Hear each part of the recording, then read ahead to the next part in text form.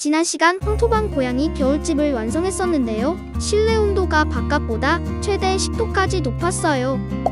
드디어 마당집 옥상에 태양광 패널도 설치했습니다. 패널에 대한 자세한 정보는 위에 링크 참고해주시고요. 이렇게 USB-C 라인으로 연결해서 배터리를 충전해볼까 합니다. 5m짜리 선이라 마당까지 충분히 내려옵니다.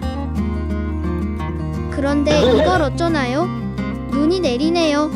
눈이 내릴 걸 대비해서 방수포까지 덮었지만 문제는 충전입니다. 날이 흐려서 그런지 완충까지 이틀이 걸렸어요. 결국 하룻밤 동안 난방을 틀지 못했는데요. 그래도 보온이 되기 때문에 고양이가 들어가기를 바라봅니다. 밤이 되었습니다. 삼총사가 마당에 내려와 있네요. 그나마 겨울집에 들어갈 확률이 높은 뚱이는 보이지 않아요. 얘들은 겁이 많아서 1층 겨울집엔 잘 안 들어갑니다. 혹시 뚱이가 늦은 밤에 찾아올지 몰라서 카메라를 적외선 카메라로 교체했습니다. 하지만 겨울집에 아무도 들어가지 않는군요.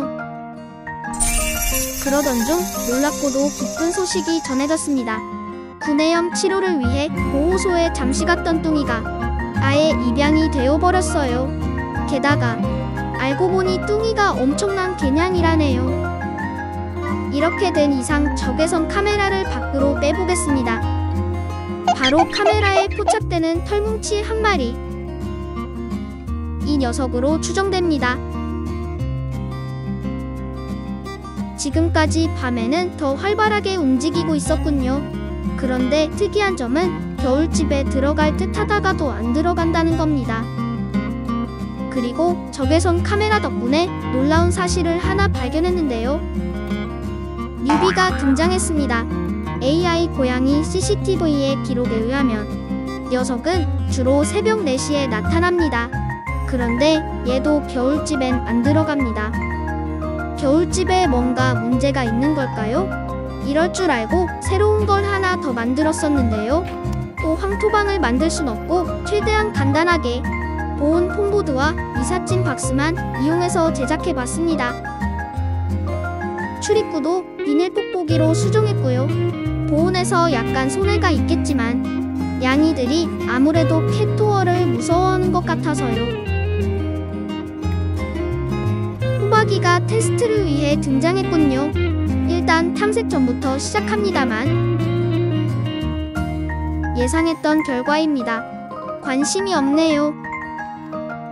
새로 만든 겨울집을 황토방 겨울집 옆에 둬봤습니다. 두 곳에 모두 온습도 센서를 설치하고 데이터를 비교해 보겠습니다. 때마침 그날이 체감온도 영하 17도에 강추위가 찾아온 날이었는데요. 두 곳 모두 난방을 틀지 않았더니 바깥보다 4에서 5도 밖에 높지 않습니다. 4에서 5도면 높은 거 아니냐 생각하시겠지만 그래봤자 영하 5에서 6도라는 게 문제예요. 바깥이 너무 춥기 때문에 보온 효과로는 한계가 있습니다. 난방을 틀면 3도 정도 더 높아지는데요. 그래도 영하입니다. 더 강력한 난방을 만들어 보기 위해서 실험을 시작했습니다. 이 호스는 무엇일까요? 호스 한쪽 끝에 고양이 급수기용 펌프를 연결합니다. 그리고 물을 담을 용기를 하나 준비한 다음 그 아래에 USB 머그 워머를 놓겠습니다.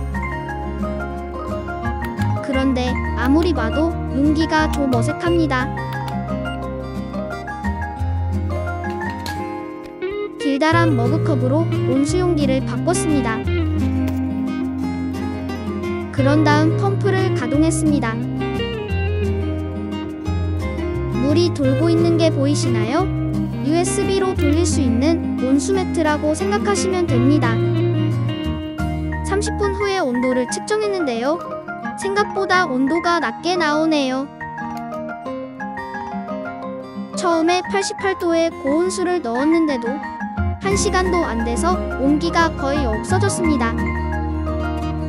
용기를 바꿔봤습니다만 큰 차이는 없었습니다. 뚜껑을 덮고 실험을 다시 해봤습니다. 이번엔 1시간 정도는 온기가 이어집니다.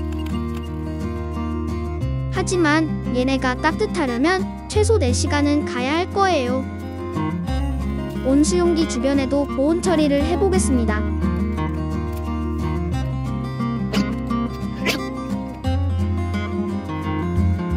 안타깝게도 큰 차이가 없네요.